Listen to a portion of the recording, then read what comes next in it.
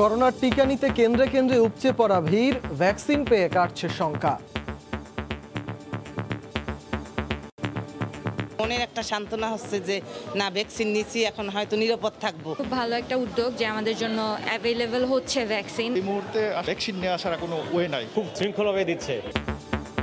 সারা দেশে আরো 210 জনের মৃত্যু, গ্রামে সংক্রমণের প্রভাব, শহরের হাসপাতালে সংকট আইসিইউ অক্সিজেনের।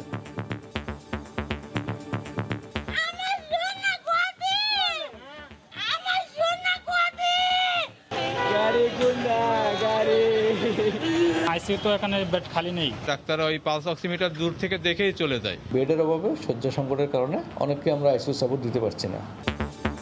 বিধিনিষেধ তুলে নেয়ার আগেই ফেরিতে মানুষের চাপ, মধ্যরাতে শুরু বাস চলাচল, লঞ্চ চলবে কাল থেকে। দেখছিলেন প্রধান শিরোনাম, সন্ধ্যার সময় সঙ্গে আছি আমি সজল মিত্র রিচার্ড। এবার অন্যান্য শীর্ষ সংবাদ। করোনায় থমকে থাকা এসএসসি ও এইচএসসি পরীক্ষার বিষয়ে চূড়ান্ত সিদ্ধান্ত কাল। 3টি প্রস্তাবনা নিয়ে আলোচনার পর জানা যাবে বিকল্প মূল্যায়ন পদ্ধতির ধরন। রাজধানীতে বাড়ছে ডেঙ্গু রোগী, অর্ধেকই যাত্রাবাড়ি সায়দাবাদ এলাকার। নির্মাণাধীন ভবনই কারণ, দক্ষিণের মেয়রের দাবি পরিস্থিতি নিয়ন্ত্রণে। জাতীয় পার্টিতে ফের নাটকীয়তা, বাবার মৃত্যুবার্ষিকীতে রওশন আর মা বিদিশাকে চেয়ারম্যান কো চেয়ারম্যান ঘোষণা এরিকের। ভেদাভেদ ভোলার আহ্বান জিএম কাদেরের।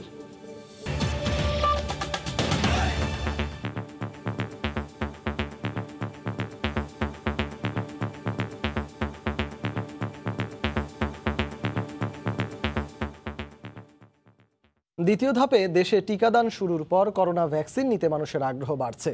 12টি সিটি কর্পোরেশনে কেন্দ্রে কেন্দ্রে ভিড় করেন বহু মানুষ। চাপ ছিল জেলা উপজেলার টিকা কেন্দ্রেও। প্রথম ডোজ নেয়ার পর স্বস্তি ছিল গ্রহীতার মাঝে। এ যেন হারানো প্রাণ ফিরে পাওয়া। টিকা কেন্দ্রে আবারও রোজকার ভিড়। মডার্না টিকা প্রয়োগের দ্বিতীয় দিন বুধবারও সকাল থেকেই কেন্দ্রে কেন্দ্রে মানুষের ব্যাপক উপস্থিতি। টিকা কার্যক্রমে গতি আসায় সবার মধ্যে স্বস্তির ছাপ। এটার খুব ভালো একটা উদ্যোগ যে আমাদের জন্য অ্যাভেলেবল হচ্ছে ভ্যাকসিন, অ্যান্ড রেজিস্ট্রেশনের কিছুদিনের মধ্যেই আমাদের ডেট চলে আসছে। এই মুহূর্তে আসলে সামাজিক দূরত্ব বজায় রাখা প্লাস হচ্ছে ভ্যাকসিন নেওয়া ছাড়া কোনো ওয়ে নাই। বয়স যেহেতু বাড়তেছে, ভ্যাকসিনটা নিতেছি, মনের একটা সান্ত্বনা হচ্ছে যে না ভ্যাকসিন নিয়েছি, এখন হয়তো নিরাপদ থাকবো। তবে বিপরীত চিত্র রয়েছে। টিকা প্রত্যাশীদের উপচে পড়া ভিড়ে বেড়েছে অভিযোগও। একদিকে পুরোপুরি উপেক্ষিত সামাজিক দূরত্ব, অন্যদিকে নির্ধারিত তারিখে কেন্দ্রে এসেও অনেককে ফিরে যেতে হয় টিকা না পেয়ে। এসএমএস দেওয়ার পরে আমি গতকালকে আসছি, গতকাল বলছে টিকা শেষ, আজকে আসতে বলছে আমাকে, আজকে আসছে, আজকে বলছে টিকা শেষ। আমরা একটা টিকা নিতে কি 5 দিন আসবো এই করোনার মধ্যে, লকডাউনের মধ্যে? 3 ঘন্টা দাঁড়ায় রয়েছি, এখন সে বলতেছে টোকেন পাবেন না, আপনি টিকাও পাবেন না, সময়ের দাম নাই আমাদের। রাজধানীর বাইরের সিটি কর্পোরেশন এলাকাগুলোতেও ব্যাপক উৎসাহের সঙ্গে মডার্নার টিকা নিতে দেখা যায়। খুব ভালো লাগছে, খুব শৃঙ্খলাভাবে দিচ্ছে। আমি ভ্যাকসিন দিতে পেরে খুবই আনন্দিত। ফাইজারের টিকার জন্য নির্দিষ্ট রাজধানীর 7 কেন্দ্রে ছিল প্রবাসীদের ঢল। তবে ফাইজারের টিকা শেষ হয়ে যাওয়ায় সোহরাওয়ার্দী মেডিকেলে মডার্নার টিকা দেওয়ার কথা বললে উত্তেজনা দেখা দেয় সৌদি প্রবাসীদের মধ্যে।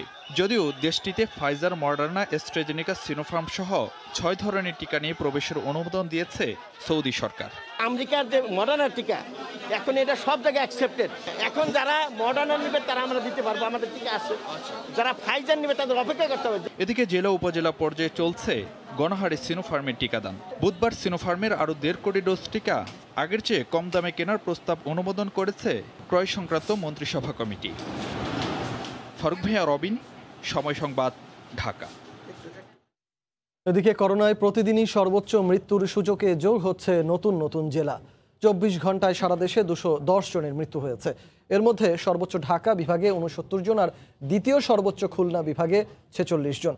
হাসপাতালগুলো প্রতিদিনই শয্যা, অক্সিজেন আর আইসিইউ সংকটে বেসামাল। রিপোর্টার ও জেলা প্রতিনিধিদের পাঠানো তথ্য ও ছবিতে রিপোর্ট। সপ্তাহের ব্যবধানেই করোনা সংক্রমণ আর মৃত্যুতে টালমাটাল সারা দেশ। একদিকে অসচেতনতা, অন্যদিকে নানা সংকটে প্রতিদিন দীর্ঘ হচ্ছে মৃত্যুর তালিকা। মুমূর্ষু রোগীদের দ্রুত অক্সিজেন ও আইসিইউ না মেলায় হাসপাতাল থেকে হাসপাতালে আহাজারি আর ছোটাছুটি রোগীর স্বজনদের। 24 ঘন্টায় সর্বোচ্চ মৃত্যু ঢাকা বিভাগে 69 জন। এছাড়া খুলনা বিভাগে 46 জন, চট্টগ্রাম বিভাগে 39 জন, রাজশাহী বিভাগে 15 জন, রংপুর বিভাগে 14 জন, বরিশাল বিভাগে 10 জন, সিলেট বিভাগে 9 জন ও ময়মনসিংহ বিভাগে 8 জন করোনা আক্রান্ত হয়ে মারা গেছেন। কোনোভাবেই করোনার ভয়াবহ অবস্থা থেকে বের হয়ে আসতে পারছে না দেশের উত্তরাঞ্চল। রাজশাহী জেলায় গত 24 ঘন্টায় 3 জনের মৃত্যু হয়েছে, শনাক্ত হয়েছেন 277 জন। ময়মনসিংহে গত 24 ঘন্টায় 4 জনের মৃত্যু হয়েছে। একদিনে 1058টি নমুনা পরীক্ষায় আক্রান্ত হয়েছেন 283 জন। বরিশালে একদিনে 3 জনের মৃত্যু হয়েছে। দিন দিন হাসপাতালে শয্যা ও আইসিইউ সংকট প্রবল হচ্ছে।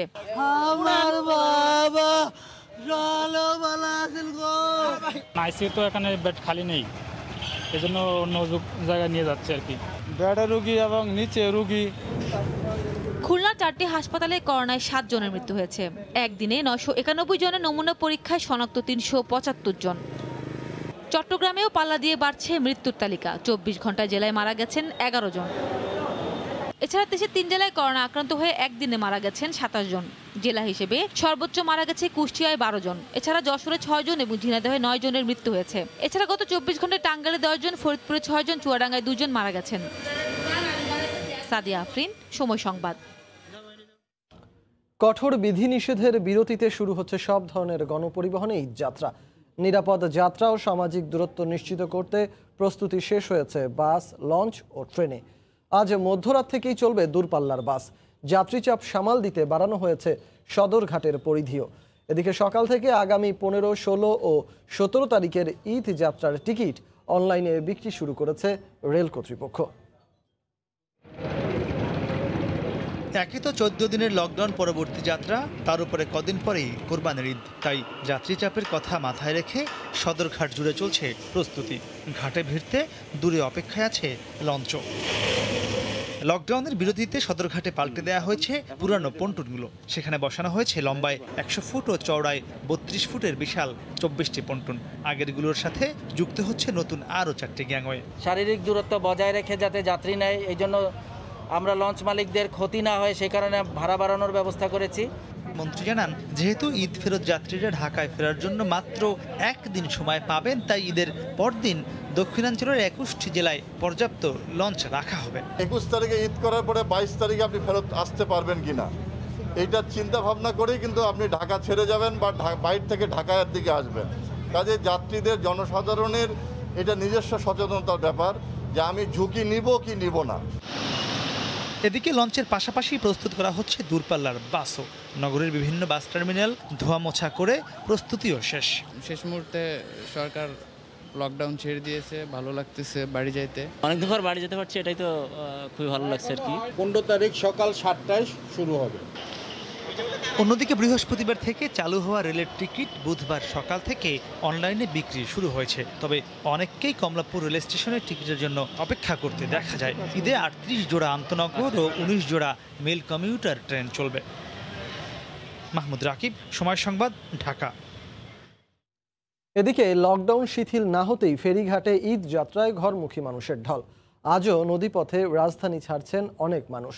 করোনায় মৃত্যুর মিছিলের মধ্যেও সংক্রমণের ঝুঁকি নিয়ে গাদাগাদি করে ফেরিতে উঠছেন সবাই। বিধিনিষেধ তুলে নেওয়ার আগেই করোনা সংক্রমণের ঝুঁকি উপেক্ষা করে ফেরিঘাট এলাকায় বাড়ি ফেরার মহোৎসবে সামিল হাজার হাজার মানুষ। জীবনের ঝুঁকি নিয়ে হলেও যেভাবেই হোক পৌঁছাতে হবে গন্তব্যে। প্রশাসনের কঠোর বিধিনিষেধ উপেক্ষা করেই তারা ঢাকা ছাড়ছেন। নানা বিড়ম্বনা সহ্য করেও অতিরিক্ত ভাড়া গুনে ভেঙে ভেঙে এসে ফেরিতে উঠতে হুমড়ি খেয়ে পড়ছেন সবাই। পণ্যবাহী ট্রাক, অ্যাম্বুলেন্স, জরুরি পরিষেবা যান ছাড়াও সমানে পার হচ্ছে মাইক্রোবাস, কার ও বাইক। লকডাউন ও স্বাস্থ্যবিধি উপেক্ষা নিয়ে নানা অজুহাত তাদের। নিষেধ তো থাকবে, তারপরও তো বাড়িতে যেতে হবে। ভয় লাগলে কি করবো, বাচ্চা অসুস্থ, সেই জন্য তো আসতেই হবে। ডাক্তার দেখাই এখন বাড়িতে যাইতেছি। কলকারখানা বন্ধ গেছেন, ঢাকা থাকার প্রয়োজন আর কি। ঠিক আছে, বারাইন থেকে আসছি, বাড়িতে যাইতেছি। সবাইকে নিয়ে ঈদ করবো ইনশাল্লাহ, কোনো সমস্যা হয় নাই। ঘাটের দায়িত্বরত আইনশৃঙ্খলা বাহিনীর সদস্যরা বলছেন, কোনোভাবেই জনস্রোত ঠেকানো যাচ্ছে না। ঈদ যতই ঘনিয়ে আসছে, ভিড় ততই বাড়ছে প্রতিদিন। তারা কোনো রকমের ধৈর্য ধারণ করছে না। তারা অলিগলি পথে ঢাকা বা ঢাকার আশপাশ থেকে আসছে। আমরা শত চেষ্টা করেও তাদেরকে থামাইতে পারছি না। শিমুলিয়া বাংলাবাজার নৌরুটে বহরের 17টি ফেরির মধ্যে চলছে 13টি, আর পাটুরিয়া, দৌলতদিয়া ও আরিচা কাজিরহাট নৌরুটে 20টি ফেরির মধ্যে চলাচল করছে 18টি। সাদিয়া আফরিন, সময় সংবাদ। করোনার ঊর্ধ্বমুখী সংক্রমণ আর মৃত্যুর মিছিলের মধ্যে কঠোর বিধিনিষেধ শিথিল করা হলেও এ বিষয়ে কিছুই জানে না জাতীয় কারিগরি পরামর্শক কমিটি। কমিটি ও স্বাস্থ্য অধিদপ্তর বলছে, বিধিনিষেধ শিথিল করার সিদ্ধান্ত মহামারী পরিস্থিতিকে ঈদের পর ভয়াবহ বিপর্যয়ের দিকে নিয়ে যেতে পারে। দেবাশিস রায়ের রিপোর্ট।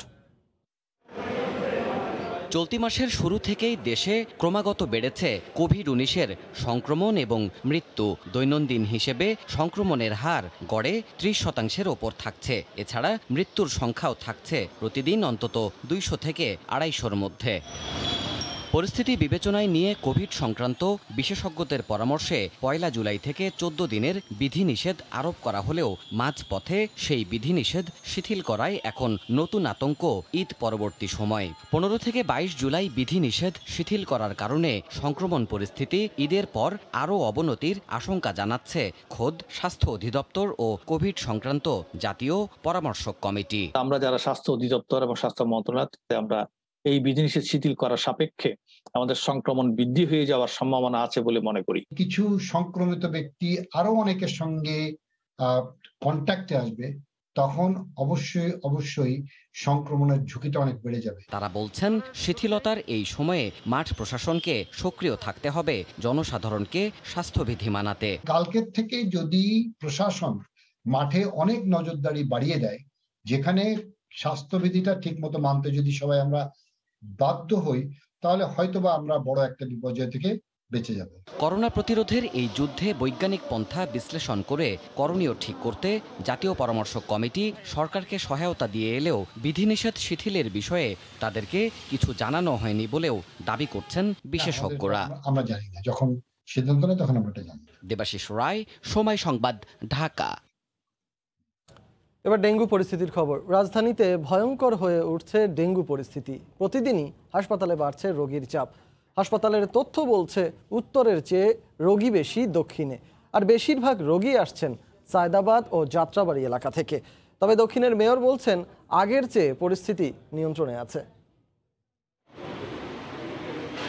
চলতি মাসের প্রথম 14 দিনেই রাজধানীতে ডেঙ্গু নিয়ে হাসপাতালে ভর্তি হয়েছে প্রায় 500 জন। বর্ষা মৌসুম কেবল শুরু, তাতেই রাজধানীর এই বেসরকারি হাসপাতালে প্রতিদিন করে রোগী আসছে 20 থেকে 30 জন। এরই মধ্যে খোলা হয়েছে ডেঙ্গুর জন্য বিশেষ ওয়ার্ড। রোগীর স্বজনরা জানান, অধিকাংশেরই বাড়ির পাশে রয়েছে নির্মাণাধীন ভবন। হঠাৎ করে অসুস্থ, জ্বর, অনেক প্রচন্ড জ্বর, তারপর হাসপাতালে নিয়ে আসলাম, ব্লাড টেস্ট করলো, ব্লাড টেস্টে ধরা পড়লো ডেঙ্গু হয়েছে। অ্যাপার্টমেন্টে দুইটাই কাজ চলতেছে, আবার আমাদের বাড়ির উপর তালাও কাজ চলতেছে, হয়তো বা পানি কিছুতে জমা ছিল। হাসপাতাল কর্তৃপক্ষ বলছে, এখনো মারাত্মক ডেঙ্গু রোগীর সংখ্যা তুলনামূলক কম। তবে যেসব রোগী আসছেন তাদের 50 থেকে 60% যাত্রাবাড়ি কিংবা সায়দাবাদ এলাকার। জানুয়ারি থেকে যে অবস্থা, তার চেয়ে এখন তুলনামূলক ডেঙ্গু রোগীর সংখ্যা বেশি। প্রতিদিনই প্রায় দেখা যাচ্ছে যে 12-14টা করে নতুন ডেঙ্গু রোগী আসে এবং এখন ভর্তি আছে প্রায় 50-র উপরে আর কি। এদিকে মশা নিধনে যে চিরুনি অভিযান শুরু হয়েছে তা অব্যাহত থাকবে, এমনটাই জানিয়েছেন দক্ষিণের মেয়র। গত বছরের চেয়ে ডেঙ্গু জ্বরে আক্রান্ত রোগীর সংখ্যা বেড়েছে, তবে তা নিয়ন্ত্রণে আছে বলেও জানান তিনি। আমরা এখন যে কীটনাশকটা দিচ্ছি, ম্যালাথিয়ন, আমরা কার্যক্রম আরম্ভ করেছি। তারপরে আমরা লক্ষ্য করেছি যে যেহেতু এবার বৃষ্টি অনেক বেশি, ডেঙ্গু গত বছরের চেয়ে একটু বেড়েছে, যদিও 2019-18-র চেয়ে এখনও অনেক নিয়ন্ত্রণে রয়েছে। ডেঙ্গু নিয়ে রাজধানীর বিভিন্ন হাসপাতালে ভর্তি আছেন 236 জন রোগী। রাশেদ লিমন, সময় সংবাদ, ঢাকা। করোনায় থমকে থাকা এসএসসি ও এইচএসসি পরীক্ষার বিষয়ে চূড়ান্ত সিদ্ধান্ত আসছে কাল। 3টি প্রস্তাবনা নিয়ে আলোচনার পর জানা যাবে বিকল্প মূল্যায়ন পদ্ধতির ধরন। এজন্য ভার্চুয়ালি এক সংবাদ সম্মেলনের আয়োজন করেছে শিক্ষা মন্ত্রণালয়। করোনার সংক্রমণ বাড়তে শুরু করলে গত বছরের 17 মার্চ বন্ধ করে দেওয়া হয় দেশের সব শিক্ষা প্রতিষ্ঠান। এরপর থেকেই এসএসসি ও এইচএসসি পরীক্ষা নিতে বিকল্প পথে হাঁটতে হয় শিক্ষা মন্ত্রণালয়কে। এবারও এসএসসি পরীক্ষার্থীদের 60 দিন ও এইচএসসি পরীক্ষার্থীদের 84 দিন ক্লাস করিয়ে পরীক্ষা নেওয়ার সংক্ষিপ্ত সিলেবাস প্রকাশ করে ঢাকা মাধ্যমিক ও উচ্চ মাধ্যমিক শিক্ষা বোর্ড। তবে করোনা পরিস্থিতির উন্নতি না হওয়ায় পরীক্ষা আয়োজন করা সম্ভব হয়নি। কিভাবে বিকল্প মূল্যায়ন করা যায় তা ঠিক করতে 11 সদস্যের একটি কমিটি গঠন করা হয়। কমিটির 3টি প্রস্তাব চূড়ান্ত অনুমোদনের জন্য প্রধানমন্ত্রীর কার্যালয়ে পাঠানো হয়। এর মধ্যে একটি প্রস্তাবে প্রধানমন্ত্রী অনুমোদন দিয়েছেন বলে জানিয়েছে শিক্ষা মন্ত্রণালয়ের সূত্র। প্রস্তাবগুলোতে বলা হয়েছে সংক্রমণ 10% নিচে নেমে এলে স্বাস্থ্যবিধি মেনে কেন্দ্রের সংখ্যা দ্বিগুণ করে এই পরীক্ষা নেওয়া যেতে পারে। তবে তা সম্ভব না হলে এসএসসির ক্ষেত্রে জুনিয়র স্কুল সার্টিফিকেট পরীক্ষার ফলের 50% এবং অ্যাসাইনমেন্ট ও শ্রেণীকক্ষের কার্যক্রমের উপর 50% ফলাফল নিয়ে ফল প্রস্তুত করা যেতে পারে। এইচএসসির ক্ষেত্রে শিক্ষার্থীর এসএসসির ফলের 50%, জেএসসির 25% এবং অ্যাসাইনমেন্টের ফলের 25% সমন্বয় করে ফল প্রকাশের প্রস্তাব করা হয়েছে। কামরুল হাসান সবুজ, সময় সংবাদ, ঢাকা। পদ পদবি নিয়ে জাতীয় পার্টিতে আবারও নাটকীয়তা শুরু হয়েছে। এরশাদের দ্বিতীয় মৃত্যুবার্ষিকীতে বেগম রওশন এরশাদকে জাতীয় পার্টির চেয়ারম্যান এবং মা বিদিশা সিদ্দিকীকে কো চেয়ারম্যান ঘোষণা করেছেন পুত্র এরিক। তার অভিযোগ, চাচা জিএম কাদের বাবার কাছ থেকে জোর করে সই নিয়ে চেয়ারম্যান হন। এদিকে কাকরাইল কার্যালয়ে দুস্থ অসহায়দের মাঝে খাবার বিতরণ করে জাপা চেয়ারম্যান জিএম কাদের সবাইকে ভেদাভেদ ভুলে ভাই এরশাদের স্বপ্ন বাস্তবায়নের আহ্বান জানান। পদ পদবির লড়াই, দলীয় টানাপোড়েন, এসব যেন ডালভাত জাতীয় পার্টিতে। এরশাদের দ্বিতীয় মৃত্যুবার্ষিকীতেও এ থেকে বের হতে পারেনি দলটি।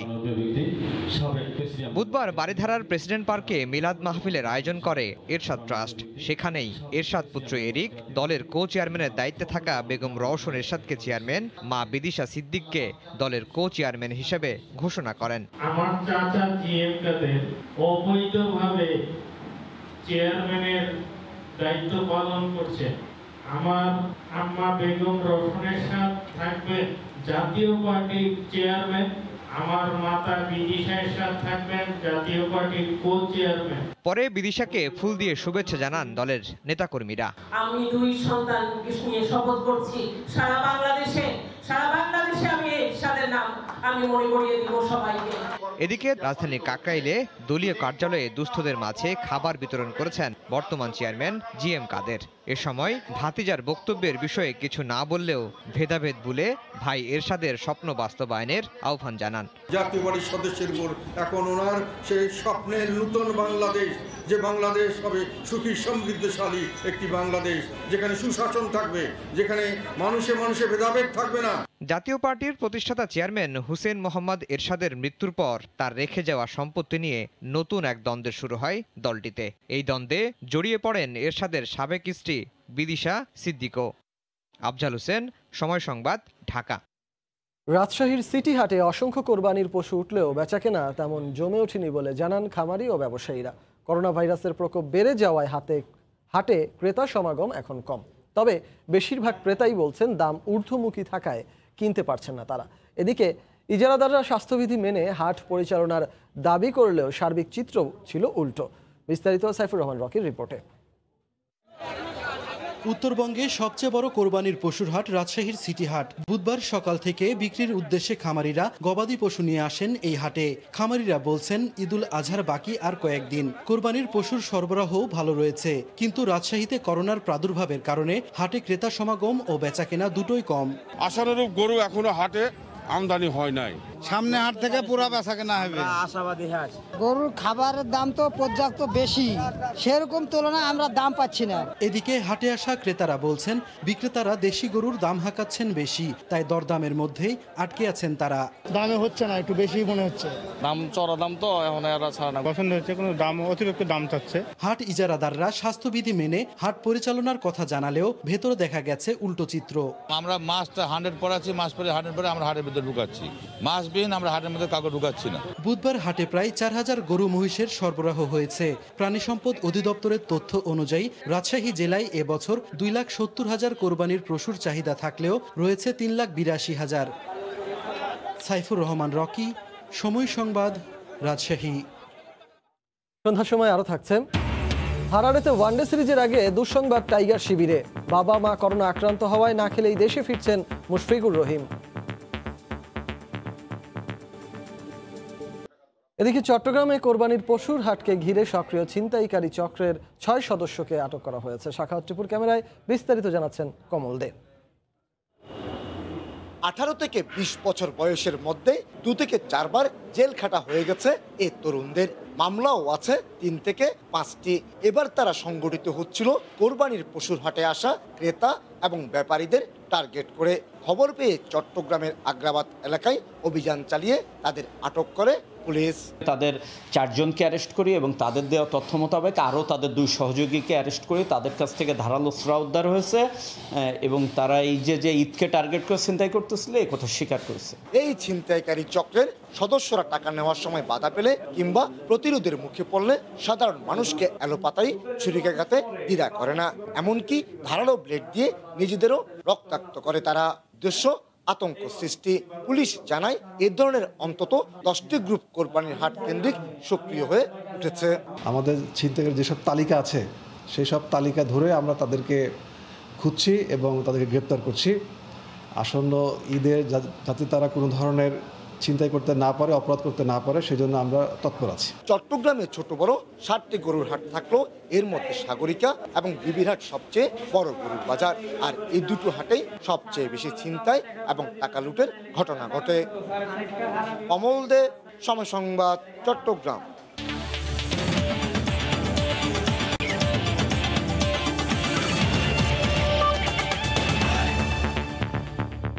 বাংলাদেশের জিম্বাবুয়ে সফরের খবর। হঠাৎ এক দুঃসংবাদে টালমাটাল টাইগার শিবির। ব্যক্তিগত কারণে আজই জিম্বাবুয়ে থেকে দেশে চলে আসছেন মুশফিকুর রহিম।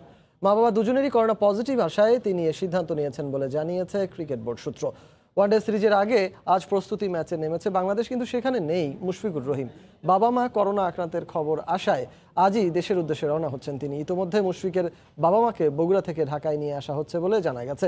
ওয়ানডে ও টি-20 সিরিজে মুশফিককে পাওয়া যাবে না বলে নিশ্চিত করেছে ক্রিকেট বোর্ড। এর আগে দেশ ছাড়ার সময় টি-20 সিরিজ থেকে ছুটি নিয়েছিলেন মুশফিক। তবে গতকাল বিসিবি থেকে জানানো হয়েছিল ওয়ানডের পর টি-20ও খেলবেন তিনি। 2-3 দিন থেকে তার জ্বর ছিল, প্রচণ্ড রকম জ্বর, 104-5 ডিগ্রি জ্বর থাকতো, সর্দি কাশি ছিল এবং গত 3 দিন আগে লুজ মোশন হয়েছে।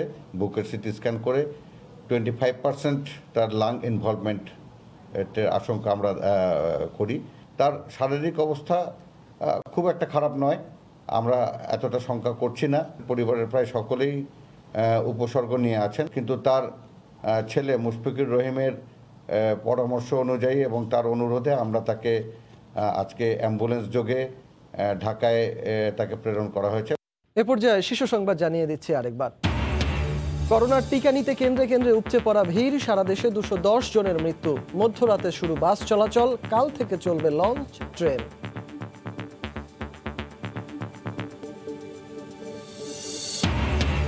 করোনায় থমকে থাকা এসএসসি ও এইচএসসি পরীক্ষার বিষয়ে চূড়ান্ত সিদ্ধান্ত কাল। 3টি প্রস্তাবনা নিয়ে আলোচনার পর জানা যাবে বিকল্প মূল্যায়ন পদ্ধতির ধরন। এই ছিল সন্ধ্যার সময়, সঙ্গে থাকুন সময়।